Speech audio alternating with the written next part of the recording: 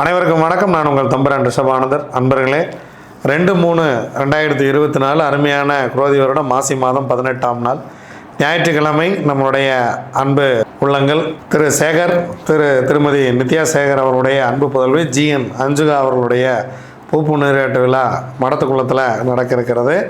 நம்ம அந்த விழாவில் கலந்துக்க இருக்கிறோம். அதே போல் 2ஆம் தேதி நிறைய விசேஷங்கள் இருக்கிறது. குறிப்பிட்ட இடங்களுக்கு மட்டுமே நம்ம கலந்துக்கிற மாதிரி வாய்ப்பு வேறு ஒன்றும் பண்ண முடியல.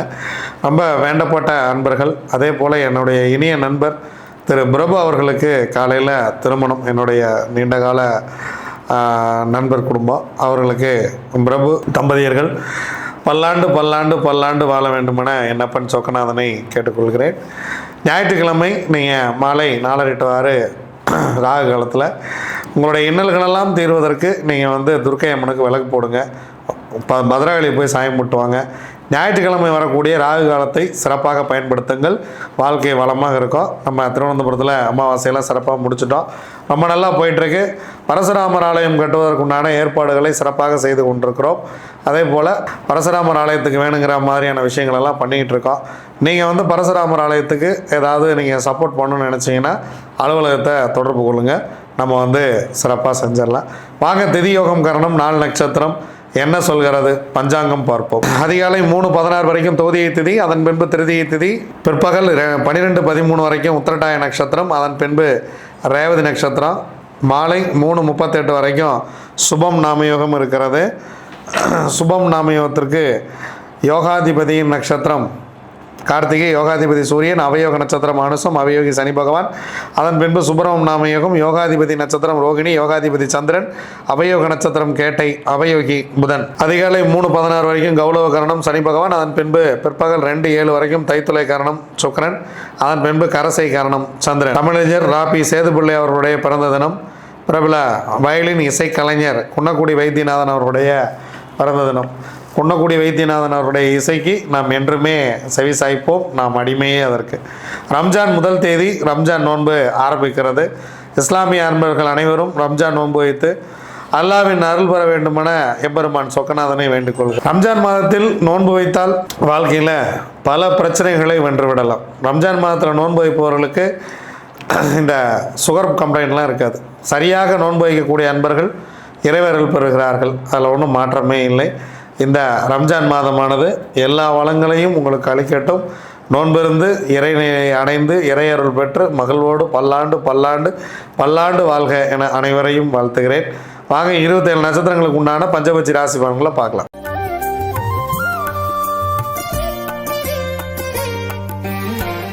அஸ்வினி, பரணி, கார்த்திகை, ரோகிணி, மிருகசிரிசம் உங்களுடைய பக்ஷி வல்லூர்.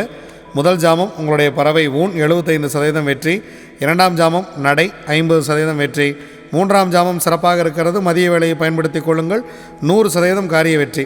ஏன்னா அடுத்த 3 ஜாமம் உங்களுக்கு ரொம்ப ரொம்ப சிறப்பாக இல்லை. அதனால் முக்கியமான வேலை இருந்துச்சுன்னா இந்த நேரத்தில் பிளான் பண்ணிக்கிறது ரொம்ப ரொம்ப சிறப்பு. 4ஆம் ஜாமம் துயில் 25% வெற்றி.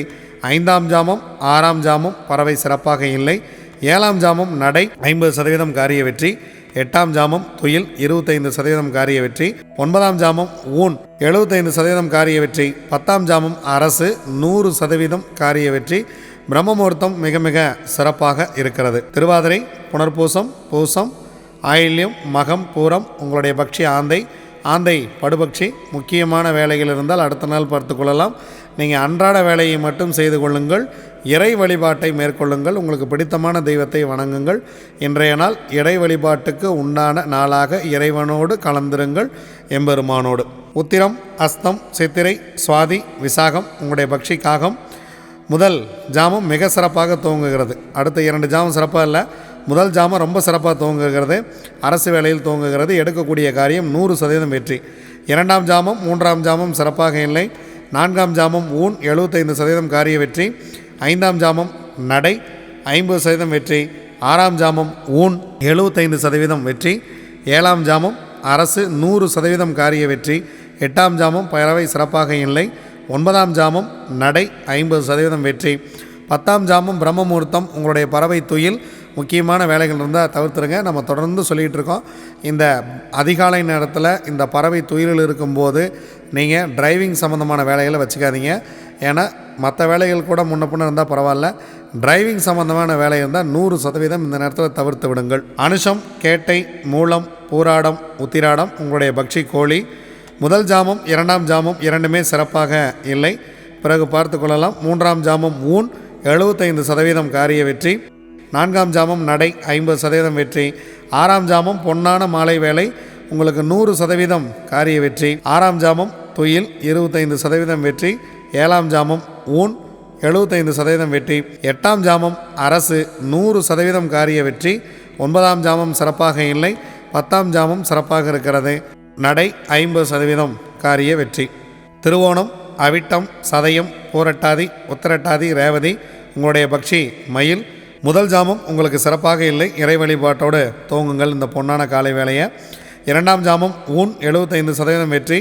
3ஆம் ஜாமம் நடை 50% வெற்றி. 4ஆம் ஜாமம் இந்த மதிய வேலை சிறப்பாக இருக்கிறது, 100% காரிய வெற்றி. 5ஆம் ஜாமம் துயில் 25% வெற்றி.